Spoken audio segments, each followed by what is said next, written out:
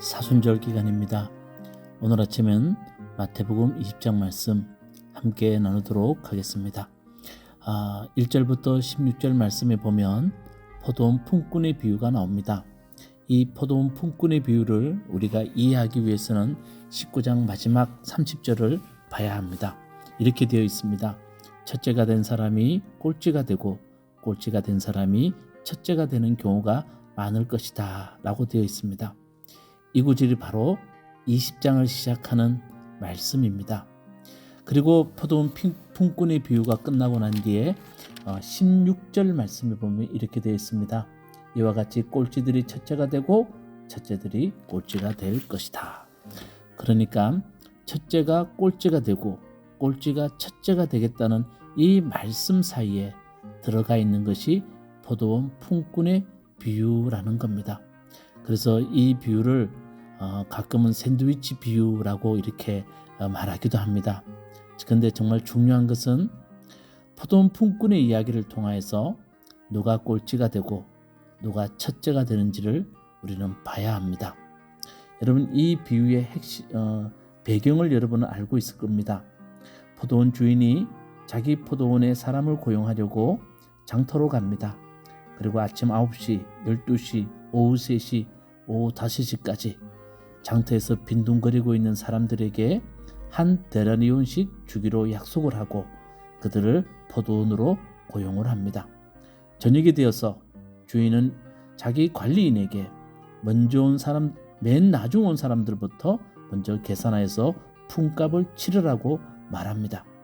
5시에 온 사람들부터 한 데나리온씩을 받게 됩니다. 그런데 먼저 온 사람들은 은근히 더 많은 것을 받을 줄 알았습니다. 그런데 그들에게도 한 데나리온씩 주게 됩니다. 그래서 먼저 온 사람들이 투덜거리더라. 그 내용입니다.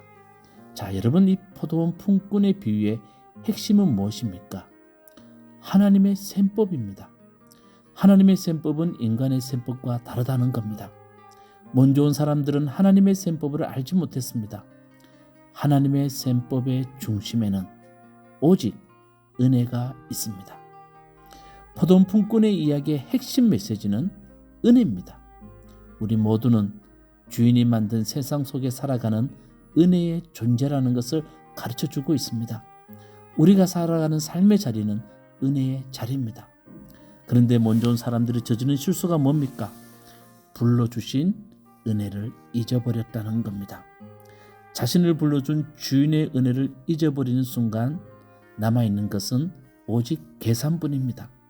다시 말해서 찌는 더위 속에서 하루 종일 수고한 자신의 노력만 보이게 된다는 겁니다. 이처럼 하나님의 은혜를 잊어버리고 자신의 계산만 남아있는 사람, 그런 사람들은 하나님 나라에서 꼴찌라는 겁니다. 내 노력만으로 삶을 계산하고 계획하는 사람, 하나님 보시기에 꼴찌 같은 사람이라는 겁니다. 여러분, 이 사실을 꼭 기억해야 됩니다. 여러분, 우리의 삶의 자리를 한번 자세히 한번 돌아보시기 바라겠습니다. 나의 가족, 이웃, 함께하는 사람들, 먹거리, 입을거리, 우리가 누리는 자연, 정말 모두가 은혜 아닙니까? 여기서 내가 보탠 것이 얼마나 됩니까? 거의 없습니다. 우리가 누리는 대부분의 것이 나와 상관없이 하나님 주시는 은혜라는 겁니다. 그것을 아는 사람이 하나님 나라에서 첫째가 되는 사람이라는 것, 그것을 우리에게 말씀해 주고 계십니다. 여러분, 늘 내 삶의 자리가 은혜의 자리라는 것을 아는 무화과나무 교회 성도님들 꼭 되시기 바라겠습니다. 그런 사람이 첫째가 된다는 말은 하나님 보시기에 잘 살고 있다는 겁니다. 하나님이 칭찬할 정도로 잘 살고 있다는 겁니다. 자, 그리고 17절에서 28절에 보면 예수님의 순한 예고와 제자들의 무지한 모습이 나옵니다. 여러분, 성경에 보면 예수님의 순한 예고가 나오면 그 다음에 여지없이 나오는 것이 제자들의 무지함입니다. 그리고 제자들의 무지한 모습을 보고 예수님이 소중한 메시지를 던져주십니다. 그래서 우리가 봐야 될 것은 이 패턴은 제자들의 예수님의 순환 예고, 제자들의 무지함, 그리고 예수님 던져주는 이 교훈을 우리는 자세히 봐야 됩니다. 자, 먼저 17절에서 19절 말씀 보면 예수님의 세 번째 순환 예고가 나옵니다. 이 순환 예고 앞에 제자들의 어리석은 모습이 나옵니다.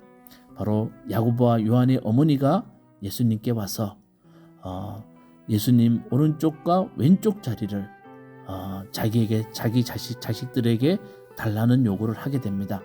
그런데 마가복음에 보면 야고보와 요한의 어머니가 아니라 야고보와 요한이 예수님께 이렇게 구했다고 되어 있습니다. 자, 한번 자세히 어떤 요구인지 볼까요? 나의 이 두 아들을 선생님 나라에서 하나는 왼쪽에, 하나는 오른쪽에, 하나는 왼쪽에 앉게 해 주십시오. 오른쪽 왼쪽 영광의 자리를 말합니다.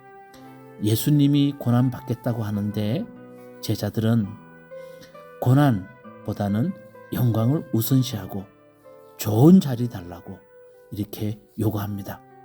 야고보와 요한의 어머니가 이런 요구를 했다는 말을 듣고 다른 제자들의 마음도 불편해지고 그들도 분노합니다. 24절에 나와 있습니다. 그러니까 예수님의 순환 예고 앞에 모든 제자들의 모습을 보여주면서 제자들이 참 어리석다는 것을 우리에게 들려주고 있습니다. 그때 예수님은 무지한 제자들에게 참된 영광의 길이 어떤 것인지를 들려주고 있습니다. 우리는 여기에 귀를 기울여야 합니다. 자, 26절 27절 말씀에 이렇게 되어 있습니다. 너희 가운데서 위대하게 되고자 하는 사람은 누구든지 너희를 섬기는 사람이 되어야 하고 너희 가운데서 으뜸이 되고자 하는 사람은 너희의 종이 되어야 한다. 이렇게 말씀하시고 난 뒤에 주님은 28절에 인자는 섬김을 받으러 온 것이 아니라 섬기려 왔으며 많은 사람을 위하여 자기 목숨을 몸값으로 치러주려 왔다. 주님이 이렇게 말씀하십니다. 그러니까 주님은 여기서 위대함과 섬김, 으뜸과 종 대조하고 있습니다.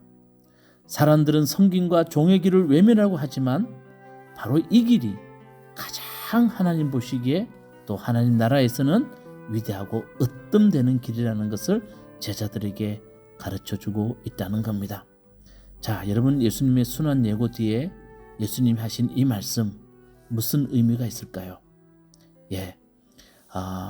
예수님의 십자가 한번 생각해 보십시오.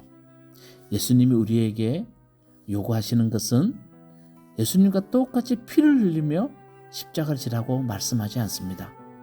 지금 예수님이 우리 제자들에게 섬기는 사람이 되라고 말씀하시는 것은 다른 것이 아니라 일상의 삶에서의 십자가를 우리에게 말씀하고 있다는 겁니다. 삶의 십자가, 그것은 다른 것이 아니라 우리가 위대하고자 으뜸이 되고자 하는 것이 아니라 섬김과 종의 자리로 가는 것이 일상의 삶에서의 십자가의 길이라고 우리에게 말씀하고 있습니다. 여러분, 정말 우리가 존경심이 생기는 사람이 어떤 사람들입니까? 섬기는 사람이고 낮은 자리로 가는 사람 아닙니까? 그런 사람 앞에 서면 우리가 고개가 숙여지지 않습니까? 주님도 우리에게 말씀하십니다. 우리 예수 믿는 사람들은 일상에서의 십자가의 길을 걸어가야 되는데 그게 다른 것이 아니라 예수님처럼 섬김을 받으러 온 것이 아니라 섬기러 왔다. 이 말씀을 가슴에 새기고 누군가를 섬기는 사람이라는 것을 꼭 기억할 수 있는 여러분 되시기 바라겠습니다. 이제 눈먼 두 사람을 고치는 이야기가 나옵니다. 여러분, 이 눈먼 두 사람을 고치는 이야기는 마태복음의 저자인 마태의 의도적인 배치가 이곳에 나오고 있다는 겁니다. 다시 좀 쉽게 말씀드리면 제자들의 무지함 앞에서 예수님이 눈먼 사람을 고치는 이야기를 통해서 정말 제자들에게 너희들도 눈뜬 사람이 되라고 주님이 말씀하고 있다는 겁니다. 자, 눈먼 사람 두 사람이 예수님께 옵니다. 그들은 큰 소리로 이렇게 말합니다. 다윗의 자손이신 주님, 우리를 불쌍히 여겨 주십시오. 31절에 보니까 사람들이 조용히 하라고 말하니까 더욱 큰 소리로 다윗의 자손의 주님, 우리를 불쌍히 여겨 주십시오. 이렇게 말합니다. 여러분, 이 눈먼 사람들은 비록 앞을 보지 못했지만 예수님이 누구인지 분명히 알았습니다. 다윗의 자손 예수님, 다시 말하면 당신이 우리가 기다리던 메시아입니다. 우리를 구원하시는 주님이십니다. 라고 이렇게 고백하고 있다는 겁니다. 그러니까 이 말씀을 통해서 제자들에게 그리고 우리에게 말합니다. 우리도 눈 뜬 사람이 되어야 된다고. 우리가 이것을 볼 수 있는 사람이 되어야 된다고. 예수님이 어떤 분이신가를.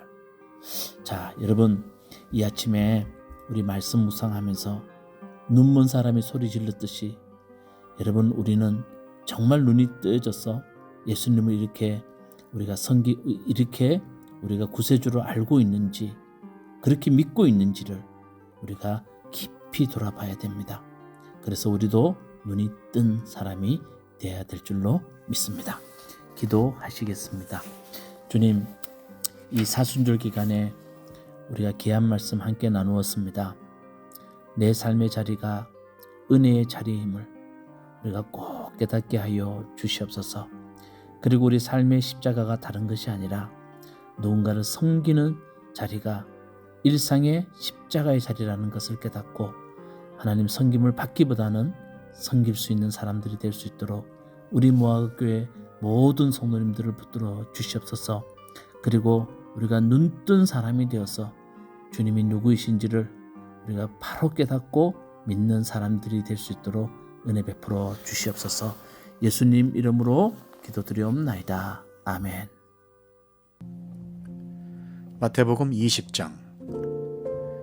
하늘나라는 자기 포도원에서 일할 일꾼을 고용하려고 이른 아침에 집을 나선 어떤 포도원 주인과 같다. 그는 품삯을 하루에 한 데나리온으로 일꾼들과 합의하고 그들을 자기 포도원으로 보냈다.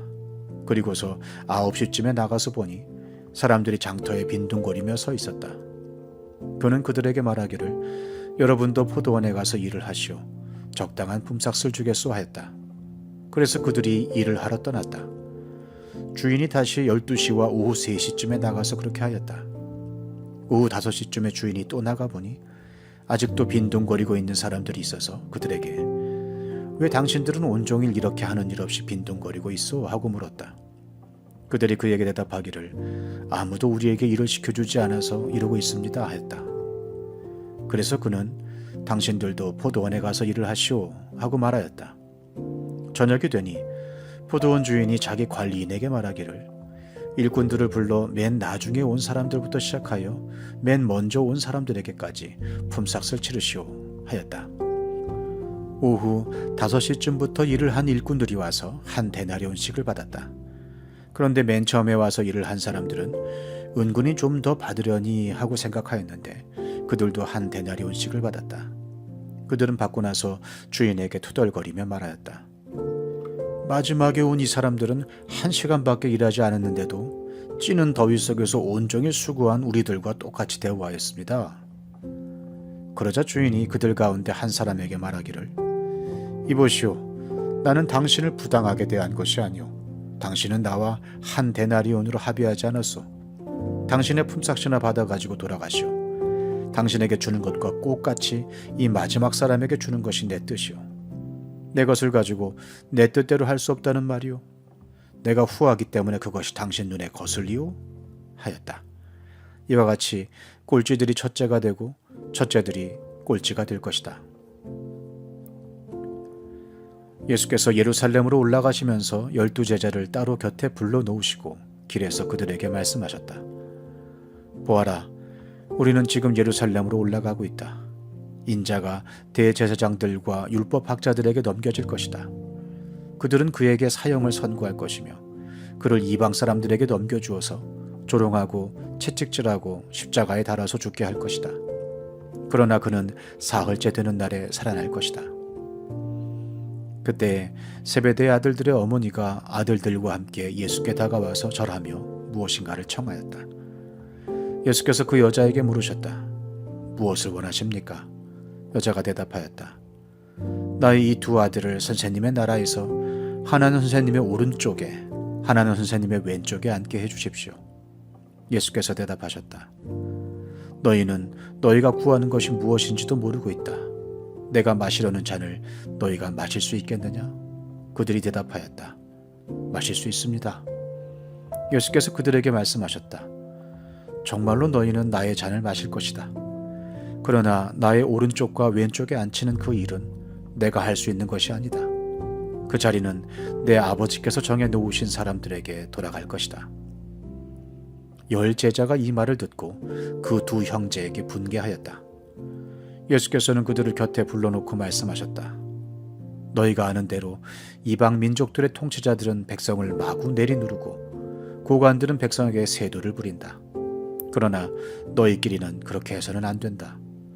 너희 가운데서 위대하게 되고자 하는 사람은 누구든지 너희를 섬기는 사람이 되어야 하고 너희 가운데서 으뜸이 되고자 하는 사람은 너희의 종이 되어야 한다. 인자는 섬김을 받으러 온 것이 아니라 섬기러 왔으며 많은 사람을 위하여 자기 목숨을 몸값으로 치러주려고 왔다.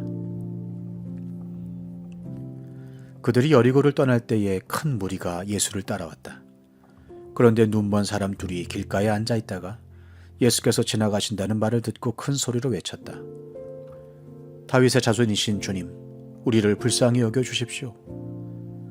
무리가 조용히 하라고 꾸짖었으나 그들은 더욱 큰 소리로 외쳤다.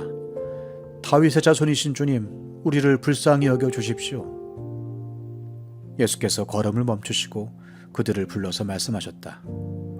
너희 소원이 무엇이냐? 그들이 예수께 말하였다. 주님, 눈을 뜨는 것입니다. 예수께서 가엾게 여기시고 그들의 눈에 손을 대시니 그들은 곧 다시 보게 되었다. 그들은 예수를 따라갔다. 마태복음